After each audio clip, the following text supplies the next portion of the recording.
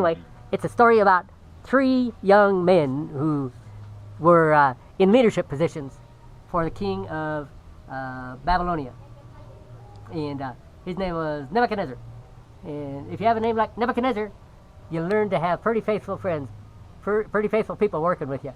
Because if they laughed at your name, they were in trouble. So they had to be very faithful to not do that.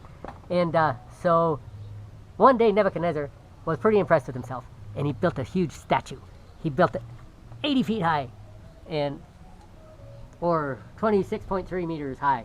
And it was really tall, and some guys in his kingdom said, I want everybody to worship this thing instead of the other gods that they were worshiping. And the king thought, oh yeah, that's cool. If they all worship me, then I'll be the one that everybody's worshiping. And the thing is, Shadrach, Meshach, and Abednego were these 3 kids. And they were, it's really funny because they have funny names like that, Shadrach, Meshach, and Abednego. And I don't know why they got names like that. I'd rather, it would have been real hard. Can you imagine trying to call those kids for lunch? Shadrach, Meshach, Abednego. That'd be silly, I think. They should be easier names. But anyway, that's the names they had. So we're stuck with that. Anyway, they said, Kingo, we're not going to go worship your statue, because we don't worship statues. We worship God. And because they were Jewish and they didn't want to worship statues. God said, don't worship any statues. Don't make any statues. Don't make any images. Don't make any little idols or anything. And he only wants to be worshipped, but not as a little tiny idol or even a big idol. He wants to be worshipped as the God who made the universe. So anyway, so these guys said, we're worshiping God. We're not going to worship your idol. And Nebuchadnezzar got a little upset about that. He said, oh yeah, I'm going to... But that was in Babylonian, so I don't know what he said really. But he told the guys who ran the furnace, they had a big old furnace there that they were using to make things that you make furnaces in. And he told them to heat it up 7 times hotter than it should be. And so they threw some more wood and coal and I don't know what else they threw on it. Whatever it took to make it really hot. And then he said to Shadrach and Meshach and Abednego, if you guys don't worship my statue, I'm going to have these other guys throw you in that furnace.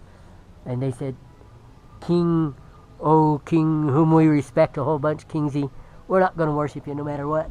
We're going to worship our God. And if he wants us to go in the furnace and get burned up, that's up to him.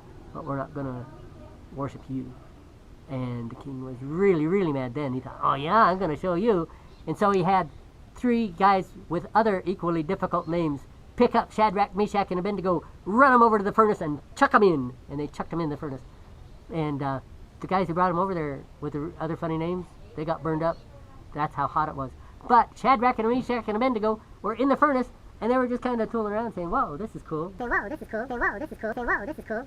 And if you think a furnace is cool, then something's going on. And really, what was going on was God was protecting him, even in the middle of a big old fire. And in fact, he dropped in on him personally. The king looked in, and the king and his buddies looked in, and they found 4 people in the furnace, not just the 3 that they threw in there. And they said, that 4th guy, he looks like the Son of God. And so they pulled Shadrach, Meshach, and Abednego out of the furnace, and the other guy just disappeared again. And they said, well, you must be worshiping the right God, because he protected you from our furnace. And that's what they said. They said, yep, that's what we were telling you. And so they decided, the King Nebuchadnezzar, everybody's got to start worshiping this God that Shadrach, Meshach, and Abednego are worshiping, because that's the best way to do it. And so that's what we do now. Hi, here's a little project that could be fun to make. And obviously you can make it out of different things. But I've chosen to make it out of a milk box and a straw. And these are 2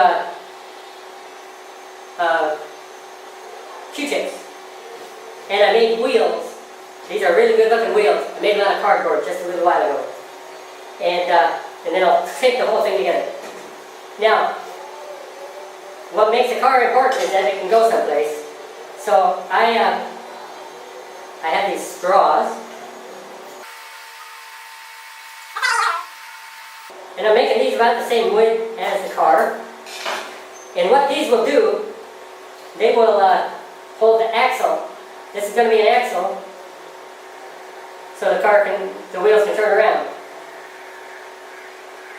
So I'm going to take them on what I consider to be the bottom of the car. I only need 2 axles. I don't know what I was thinking. I guess I was thinking I needed 4. Now I know what I was thinking. but I have to tape them pretty good, so tape them very strong.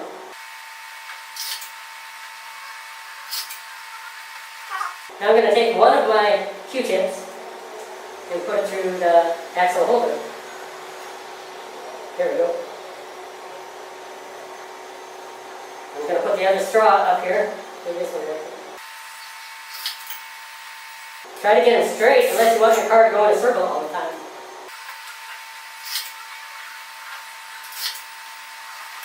So I put a bunch of tape on there to hold that. Put my axles through. Axles might be better if they didn't have the fluffy things on the end, but I don't know if I can get those off. They're glued on pretty good.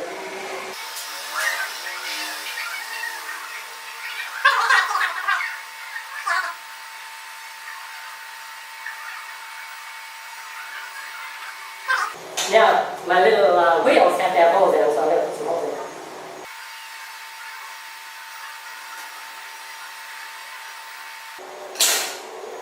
And I'm going to put them on my axles.